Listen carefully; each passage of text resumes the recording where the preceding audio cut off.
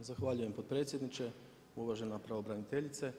Razlog iz kojega se danas zapravo javljam jest taj da ukažem u okviru ove tematike zapravo na problematiku roditelja i djece sa poteškoćama u razvoju, osobito u ovim manjim sredinama, u sredinama iz kakve ja dolazim, odnosno možemo to reći onih roditelja i one djece koji nemaju tu privilegiju živjeti u jednom od najvećih naših gradova. Zaštita zdravlja građana, osobito djece, jedna je od osobitih i osnovnih zadaća države i društva.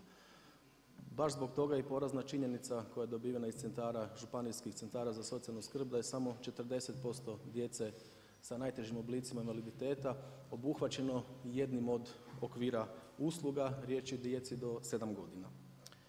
Osobito je to problem u onim sredinama, kao što sam već ranije napomenuo, gdje nema dovoljno potrebitih stručnjaka, logopeda, defektologa ili ih uopće nema, te su oni udaljeni od mjesta stanovanja i potrebno je putovati na terapije. Također tada se zna desiti da zbog samih putovanja i udaljenosti se taj broj terapija smanjuje, odnosno reducira.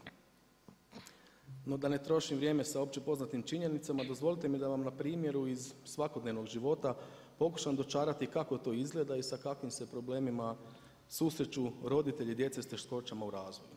Evo konkretno primjere iz manjih sredina poput ove iz koje ja dolazim, a vjerujem da je takvih primjera nažalost i diljem Lijepe naše. Krenimo od početka.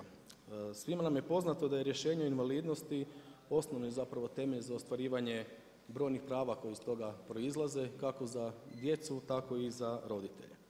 I upravo tu započinju mnogi problemi. Najveći problem sam postupak vještačenja, njegov način i njegova dugotrajnost. Oni izazivaju toliku nemoć i tolike probleme kod roditelja da mi to često ne možemo ni zamisliti. Konkretno, evo jedan primjer iz prakse. Zahtjev za vještačenjem podnešen je na vrijeme, prije isteka dosadašnjeg rješenja koji ističe u veljači, odnosno u 2. mjesecu. Poziv za vještačenje dolazi tek u 4. mjesecu, znači tek 2 mjeseca nakon isteka prethodnog rješenja. Nakon vještačenja potrebna su još 2 mjeseca da isto to rješenje dođe do Centra za socijalnu skrb i tek onda početkom 7. mjeseca dolazi konačno rješenje, znači gotovo nakon pola godine čekanja roditelj dobiva rješenje koje mu je potrebno za ostvarivanje brojnih prava, od onih za ostvarivanje statusa roditelja njegovatelja do ostvarivanja prava drugog roditelja i sl. Samo vještačenje i ono sve što mu prethodi je priča za sebe. Pojedini roditelji moraju sa svojom djecom obaviti do 10 pregleda, znači dobiti na 10 nalaza, a pregledi se u ovim sredinama gdje nema dovoljno stručnjaka, gdje nema znači specijalista, obavljaju ponekad i na udaljenim mjestima i do 100 km. Konkretno evo moji Ogulinci moraju putovati redovito za Rijeku ili za Zagreb. Liste čekanja su također vrlo dugačke i ponekad se po nekoliko mjeseci mora čekati na sam pregled. Zadnju informaciju koju sam dobio je da jedna moja kolegica mora čekati 6 mjeseci za pregled kod okulista. I na kraju ako se sve to želi ubrzati, jedino je rješenje platiti i obaviti pregled u privatnoj režiji, na što nažalost mnogi nemaju financijskih mogućnosti. Svi ti pregledi plus sam proces, odnosno postupak vještačenja plus vrijeme koje je potrebno za čekanje rješenja zna potrajati duže od 1 godine dana. I kamoli sreće na kraju kada bi sva ta rješenja bila pozitivna. Za sve to vrijeme djeca moraju redovito ići na rehabilitacije, a obitelji bi morale normalno koliko toliko funkcionirati. Roditelji koji nemaju status njegovatelja nemaju pravo besplatnog smještaja u bolnici zajedno sa djecom. Cijena je tada ovisno od ustanove do ustanove oko 200 kuna po danu. Nitko ih tada ne pita zašto rješenja ne dolaze na vrijeme, gdje stvari štekaju, pitaju samo imaju li rješenje ili ne.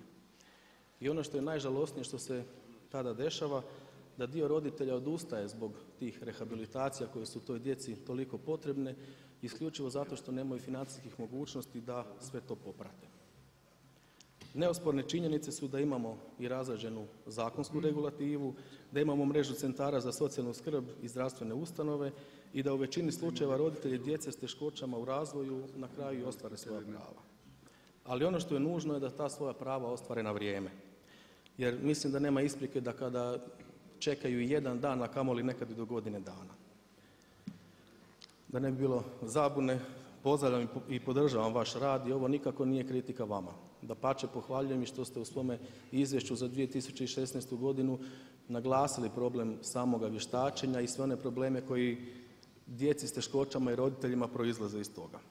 Mislim da se po pitanju ove problematike svi možemo složiti i zato nemojmo dozvoliti da zbog ponekad tromosti sustava, dužine čekanja ili možda možemo to i reći i podkapacitiranosti sustava pate krajnji korisnici, a to su u ovom slučaju roditelji i djeca jer oni to najmanje zaslužuju.